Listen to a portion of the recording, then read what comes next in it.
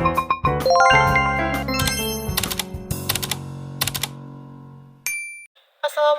warahmatullahi wabarakatuh. Halo teman-teman, perkenalkan nama saya Nurwana Sinta dengan NIM 22101045, mahasiswi program studi S1 Kesehatan Masyarakat Universitas Indonesia Timur Makassar.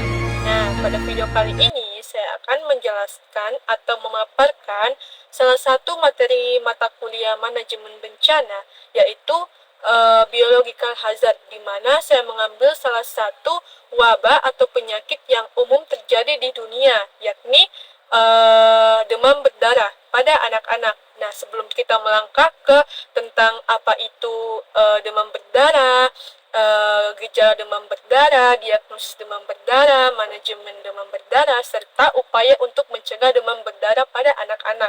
Nah, alangkah baiknya jika kita mengetahui secara garis besar apa itu demam berdarah. Nah, jadi demam berdarah ini merupakan penyakit yang disebabkan oleh infeksi virus denggi yang ditularkan melalui gigitan nyamuk Aedes, di mana demam berdarah denggi merupakan penyakit yang ditularkan oleh gigitan nyamuk Aedes, sehingga umum terjadi atau sering terjadi di daerah tropis maupun subtropis di dunia.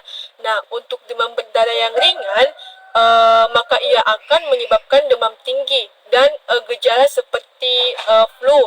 Sedangkan untuk demam berdarah dengan tingkat parah, ia akan menyebabkan pendarahan serius serta penurunan tekanan darah yang secara tiba-tiba, sehingga menyebabkan seseorang shock dan bahkan dapat menyebabkan kematian.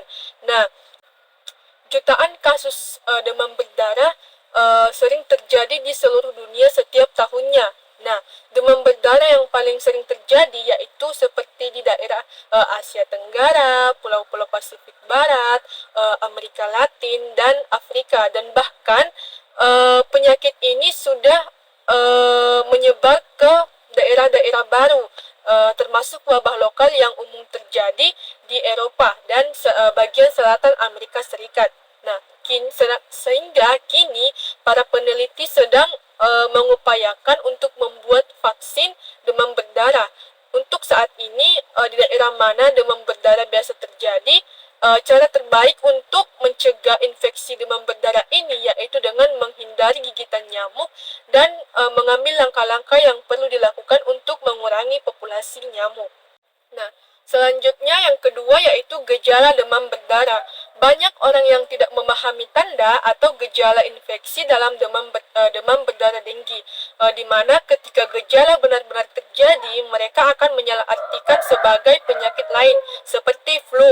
Biasanya gejala akan muncul mulai 4 hingga 10 hari setelah kamu digigit nyamuk. Penyakit ini menyebabkan demam tinggi hingga 40 derajat Celcius. Selain itu, beberapa gejala umum yang sering terjadi antara lain seperti sakit kepala, nyeri otot, nyeri tulang, nyeri sendi, mual ataupun muntah, sakit di belakang mata, kelenjar bengkak, serta terjadi ruam-ruam kecil di bagian tubuh. Nah, kebanyakan orang bisa pulih dalam waktu seminggu atau lebih. Dalam beberapa kasus, gejalanya memburuk dan dapat mengancam jiwa, di mana ini disebut demam berdarah yang dengan tingkat parah. Nah, selanjutnya yang ketiga yaitu proses diagnosis demam berdarah.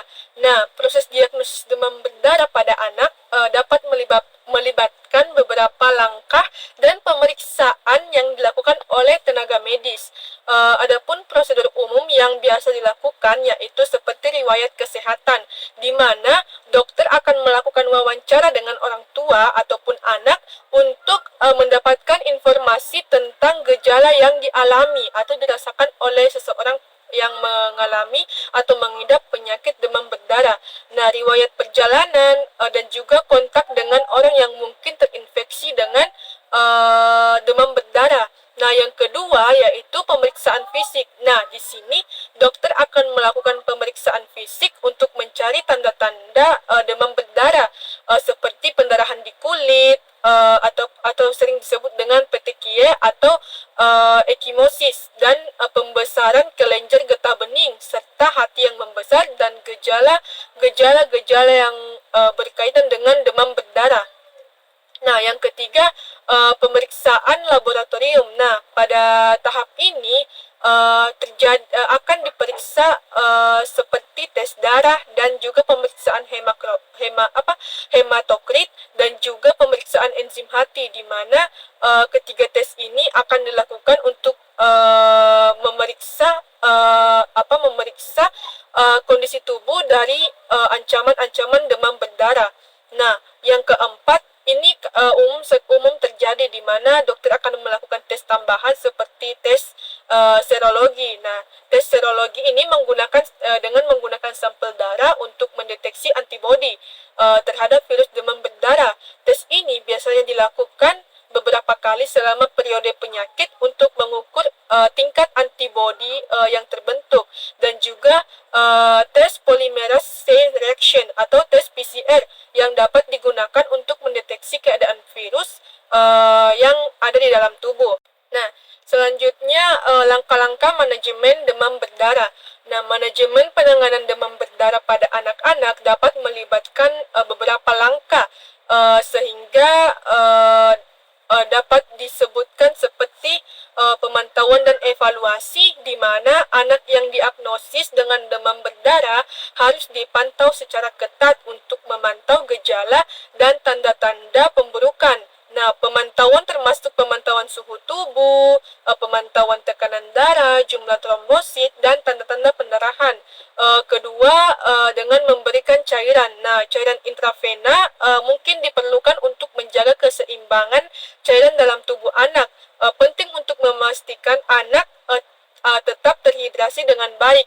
Nah, yang ketiga, manajemen demam, di mana di sini tugas orang tua yaitu dengan memberikan obat penurun demam seperti paracetamol yang dapat diberikan untuk mengontrol demam pada anak-anak. Namun perlu berkonsultasi dengan dokter sebelum memberikan obat apapun. Nah, yang keempat yaitu pengelolaan nyeri, di mana jika anak mengalami nyeri, maka dapat diberikan analgesik atau obat pereda nyeri seperti paracetamol dengan dosis yang tepat sesuai dengan rekomendasi dari dokter. Nah, yang kelima yaitu istirahat dan perawatan di rumah. Nah, anak-anak perlu istirahat yang cukup untuk memulihkan diri, sehingga perawatan di rumah ya baik yang meliputi memberikan makanan yang sehat, memastikan asupan cairan yang cukup, dan memberikan perawatan yang nyaman bagi anak-anak.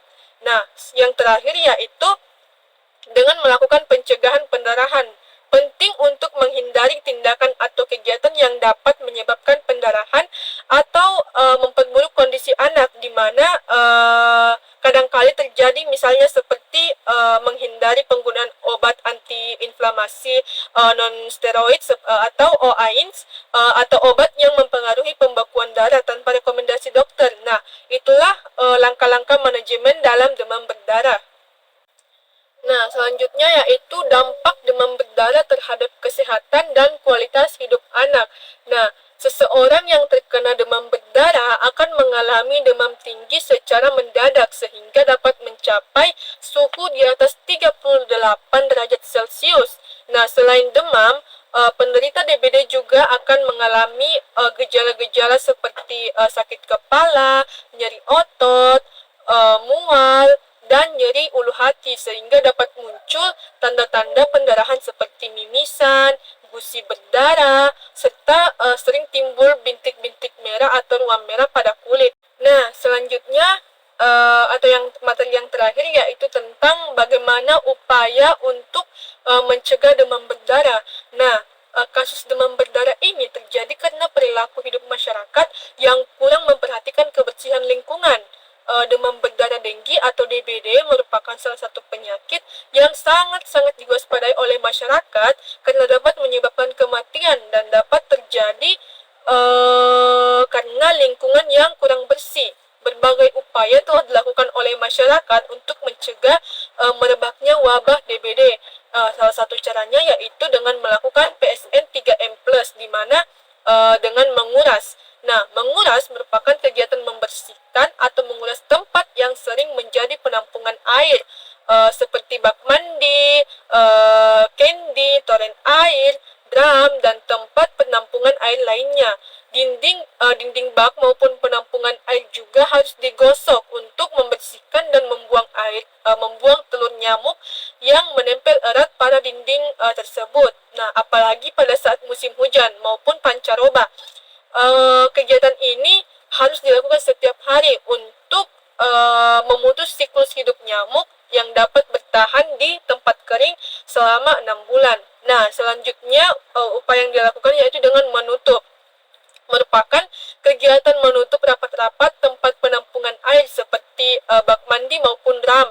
Menutup juga dapat diartikan sebagai kegiatan mengubur barang bekas di dalam tanah agar tidak membuat lingkungan semakin kotor dan dapat berpotensi menjadi sarang nyamuk. Nah, yang ketiga yaitu dengan memanfaatkan kembali limbah bekas yang bernilai ekonomis atau melakukan daur ulang, seperti memanfaatkan kembali atau mendaur ulang barang-barang bekas yang berpotensi menjadi tempat perkembangbiakan nyamuk demam berdarah. Nah, yang dimaksud plusnya adalah bentuk upaya pencegahan tambahan seperti memelihara ikan pemakan jentik nyamuk, menggunakan obat anti nyamuk, memasang kawat kasa pada jendela dan ventilasi, gotong royong membersihkan lingkungan, memeriksa tempat-tempat penampungan air, meletakkan pakaian bekas pakai dalam wadah yang tertutup, memberikan larvasida pada penampungan air yang sudah dikuras, memperbaiki saluran dan talang air yang tidak lancar, serta menanam tanaman pengusir nyamuk. Nah, wabah DBD ini juga biasanya akan mulai meningkat saat pertengahan musim hujan. Hal ini disebabkan oleh semakin bertambahnya tempat-tempat perkembangbiakan nyamuk karena meningkatnya curah hujan. Nah, sehingga tidak heran lagi jika hampir setiap tahunnya wabah DBD digolongkan ke dalam kejadian luar biasa atau disingkat dengan KLB.